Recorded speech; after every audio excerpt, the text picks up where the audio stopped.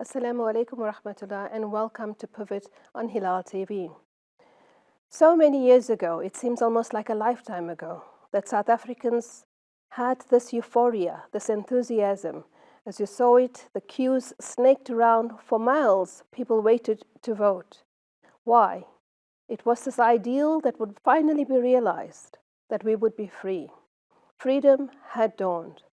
Now, many years later, almost 30 years later, people are asking, what has that freedom brought? Is it freedom? And how do we understand it? Can we feel the freedom? Are we free?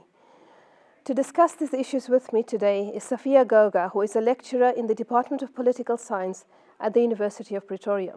She teaches South African politics to second year and master students. She has worked as a researcher at the Human Sciences Research Council.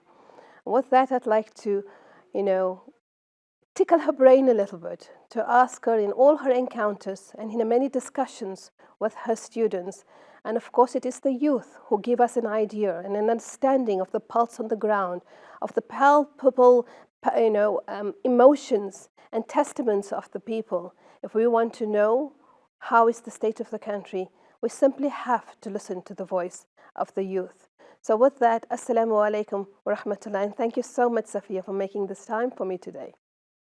Wa alaikum salam. Thank you, Quraysha, for having me to have this very interesting, contentious conversation around what seems to be a simple question, what is freedom, but is, So as one political scientist to another, I'm sure we will say that, getting into the whole concept and discussion of freedom is contested. It's a loaded term.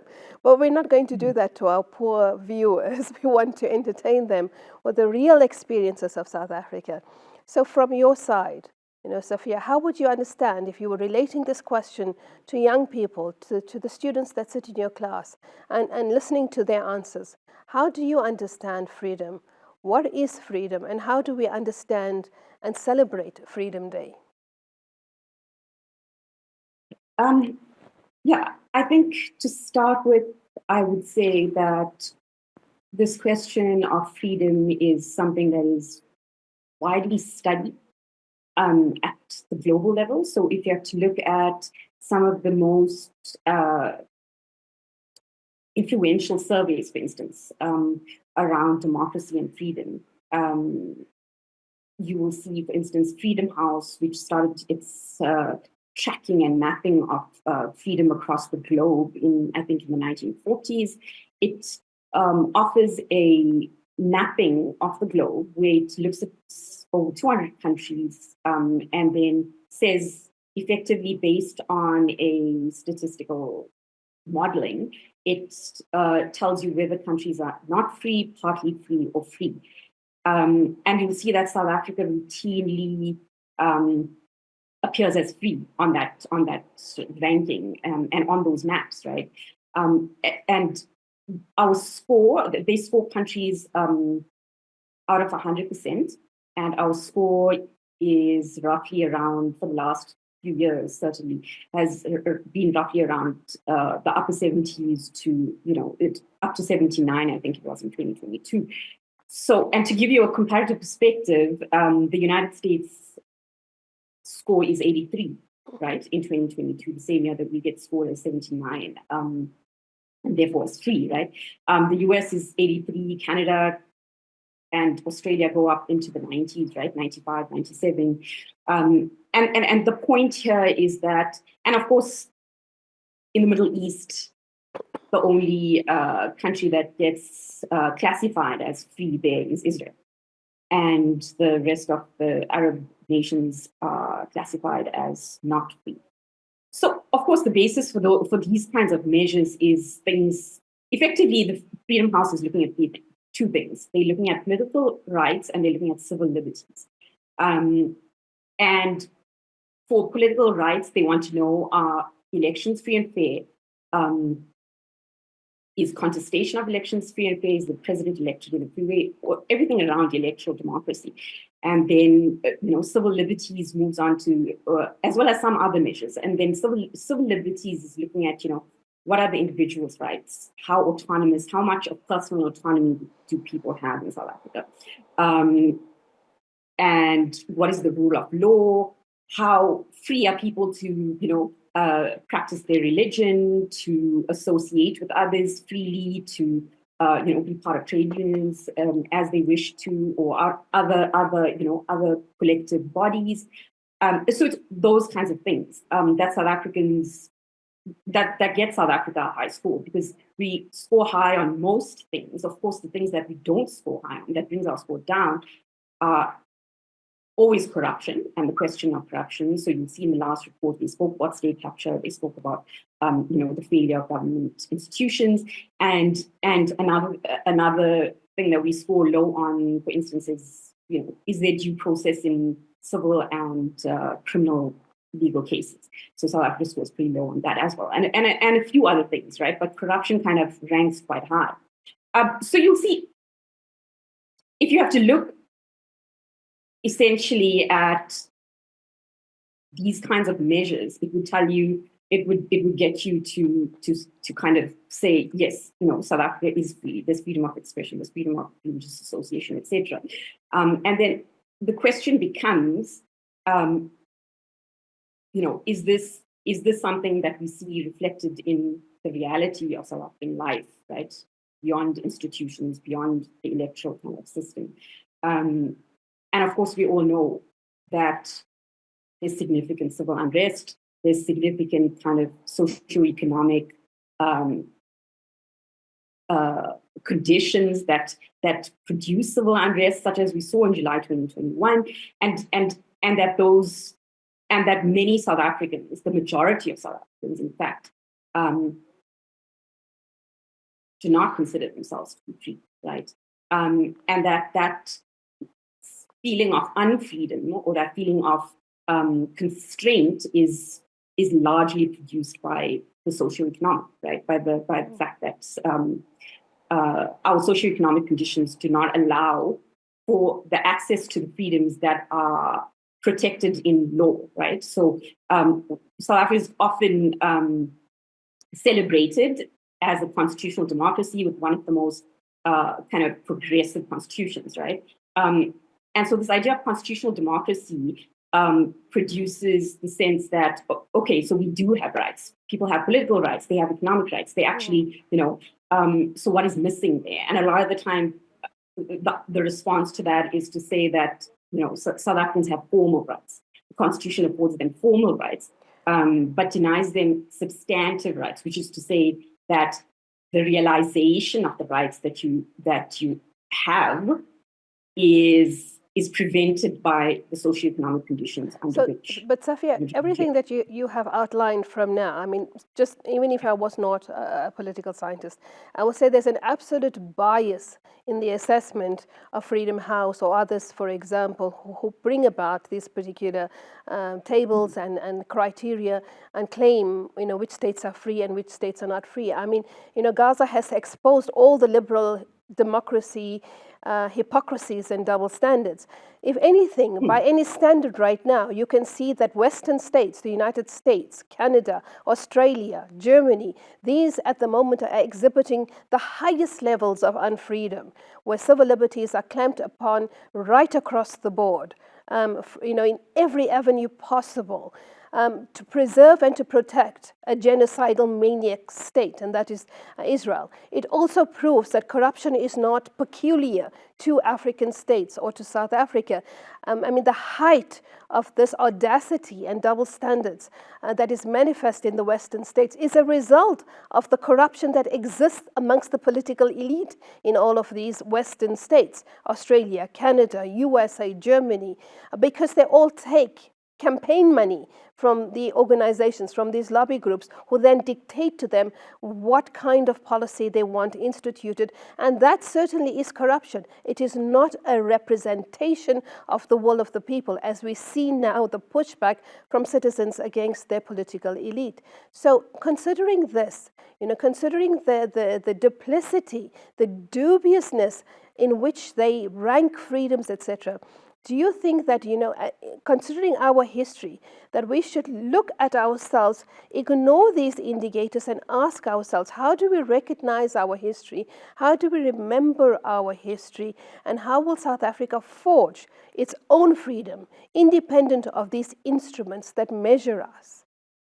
Yeah, I mean, I would agree with you about the difficulties and the kind of the fundamental bias in the way in which these assessments of democracy and freedom are carried out. 100%. I bring it up precisely because the way in which the national conversation in South Africa about corruption, about what is the basis for us assessing the state and the way in which things function within the state, right? Often reflect our own buy-in. Often reflect our own buy-in of these of the kind of fundamental premises on which Freedom House itself bases its assessments of democracy, right? And so we need to be aware of the fact that when we assess the state and government in South Africa, often when I say we, I mean the middle classes in South Africa, and I'm going to include a large proportion of the Indian Muslim community in that assessment, and I'm going to say that the speak around corruption as a defining problem in the country, for instance, is also part of a buy-in into how Freedom House and these institutions judge and assess democracy. So yes, I do agree with you that there is that these institutions are based on a particular kind of modeling and a particular kind of understanding of the world. For instance, they completely evade the relationship between democracy and the failures of democracy that have been brought about through coups that are backed, by Western powers in various parts of Africa, in Latin America, So there's a lot of kind of historical evasion in this kind of simple idea of what democracy is and how freedom should be looked at, right? I do want to say that the question of history in our assessment of freedom is a crucial one. It's an absolutely critical one.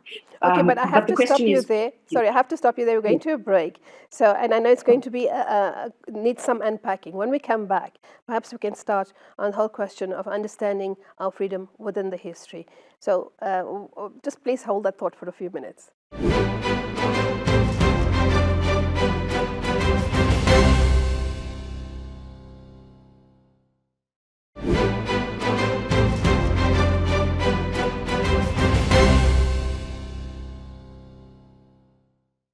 Assalamu alaikum and welcome to the second segment today with my guest Safiya Goga, and we're speaking about freedom. How do South Africans understand this freedom? And if you look at freedom and the way in which it is expressed in all of these circles, portraying the West as the cheerleaders of freedom, one has to certainly, take a step back and say, excuse me, I mean, just look at what's happening right across the globe in defense of a genocidal state, all in the name of freedom. So, Safiya, before we went into the break, you were going to explain to us about the importance of history and how, history is to be understood and how we recognize and remember our freedom within this concept of history. So, if you can please share your thoughts with us. So history is obviously a loaded term in the sense that, it begs the question, whose history, which history do we bring to bear on this question of freedom? Certainly the kind of dominant framing of freedom relies on a particular representation of the country's history, right? Which marks 1994 as kind of a pivotal break and a pivotal shift from a state of unfreedom into a state of freedom. Right. What that often does is that it elides the basis on which we entered into this post 1994 period and dispensation. The idea that South Africans are meant to celebrate something fundamental on Freedom Day rests on the idea that history, in the sense of the oppressive past, ended at a particular point in time, and there was an ability to now embark on this new collective future. That has proven largely and across the board to the wool has come off people's eyes, in the sense that people recognize and understand their own unfreedom. The fact that we are still ranked as number one on the Gini coefficient index, global index, right, which is a measure of inequality in countries. And South Africa is the most unequal country in the world. It's just one instance of the kind of unfreedom that people have to confront in their everyday kind of reality, right? I mean, and in their everyday survival, really. Because if you look at the statistics, they are staggering. They are absolutely staggering. The fact that, I mean, in a population of 62 million, half of that population, 30 million people, live on less than 1,500 rand, right? 30 million people. And 1 in 5 South Africans live in conditions of extreme poverty. So that 30 million is not even, the people who are living in the most extreme kind of circumstances. Extreme in the sense that the amount of money that they or income they are able to generate per person in households living at that level is not even enough to meet basic survival needs. It's called the food poverty line for a reason, right? Is because it's a measure of extreme deprivation. It's a measure of extreme kind of conditions under which people are actually just in survival mode, just trying to get food into their mouths. And almost 14 million people live at that level of poverty in this country. This is why in the Eastern Cape we are reading about children dying of hunger. But this is why South Africa remains on the Gini coefficient as the most unequal country in the world, because 40% of people own something, the bottom 40% of people own something like 7% of the wealth of this country, whereas the top 10% own 85% of the country's wealth. These are staggering figures, and they kind of, even though they are brought up, it bears repeating, just because we tend to be able to somehow look past these in an effort to sustain an idea of the okayness of things, of the fundamental freedom that supposedly exists. And the problem with that is that that kind of vision sustains and is good for the people who do experience the benefits of what was brought in and ushered in 1994, right? Who do experience the benefits of the trade liberalization, the economic liberalization and deregulation, the political rights and the civil liberties. The people who really genuinely are able to enjoy that, i.e. the minority of South Africans. The celebration of freedom is easier and it makes sense. But for the vast majority of people in this country, the historical legacy with which they are confronted every day in their families does not give them any sense that they are agents, right? And that they have agency, that they have freedom and the capacity to act freely in their interests and in the interests of their families and households. At the Economic Development Institute, SALDRU at UCT, the Labour and Development Research Unit, wrote a really interesting report in which they claimed that far from income inequality in South Africa, there's a fundamental and fast increasing wealth gap in South Africa, which is to say that and this wealth gap, what they speak of as the wealth gap, and they're writing in relation to similar studies done in other parts of the world, is a racial wealth gap, right? Where the average Black household, for instance, has the wealth equivalent of, that is 5% of the wealth that a white household, of the average white household, 5%. That tells you what historical legacy is and what historical legacy has produced, in the sense that it is only through wealth here being different from a measure of such as income, in the sense that wealth is about what assets has the family kind of generated, what accumulation of assets, whether those be financial, property, and other forms of assets that families generate, that allows for intergenerational wealth to be passed on, right? And what we find is that, we talk about these terms like black tax, we talk about these terms like inequality in South Africa, but we don't actually grasp what it means that at the pivotal moment of transition, and the transition period can broadly be, categorized as the late 1980s to 1994, right? And the Kudesa negotiations. What did taking on a particular form of government, a particular relationship between the state and the economy, and a particular relationship between the past and the present, most importantly, because I feel like the transition kind of shaped all of those things, right? And how we were going to move forward in terms of all of those things.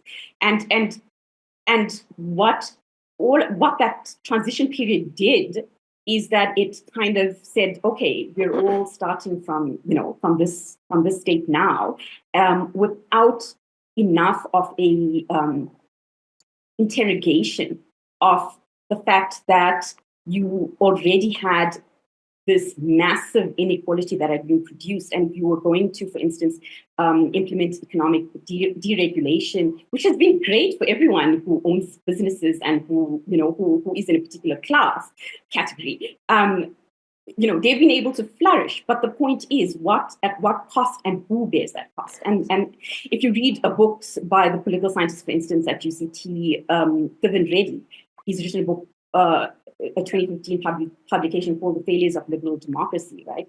And it's effectively about how liberal democracy has failed that group of people, the majority of poor Black people in South Africa, so have Safiya, fundamentally continue to be dispossessed in the new dispensation. Safiya, we're left with only 2 minutes, and I just want to get your last sense. Considering this, that the inequality has persisted, that freedom has not translated into economic freedoms for South Africans, but there was an emotional freedom, a breaking of the bond, that breaking of the fear, the same as when the Palestinians broke the wall and entered into the kibbutzim. It was just breaking that fear that you couldn't enter Israel, breaking the fear that South Africa would not be free of apartheid. Is that something to be celebrated? And would you then, as a final response, say that we cannot ignore the emotional freedom of the people, that yes, we're still in bondage in many ways, but there is something about this freedom that is worth celebrating, and it is not only just about tokenism, but it is something about the power of the people, the power of South Africans. I'd like to be the bearer of good news. The truth, Quraysha, is that, if we want to see what South Africans think, the Institute for Justice and Reconciliation conducts the Reconciliation Barometer, a national survey which is supposed to be representative of the nation's kind of views, right?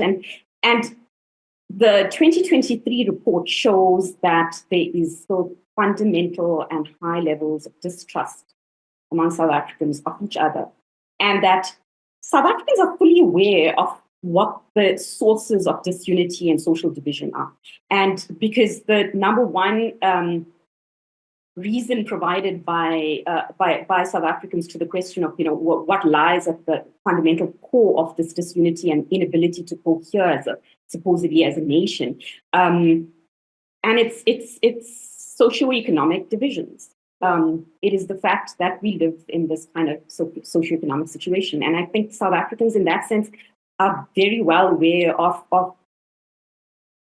the constraints that they face and given, where we sit on the Gini coefficient index, the poverty stricken in this country are very well aware of where everyone, in the upper rungs of society sit. So, what is the sense of social upward mobility? What sense of hope for the future do the majority of South Africans have?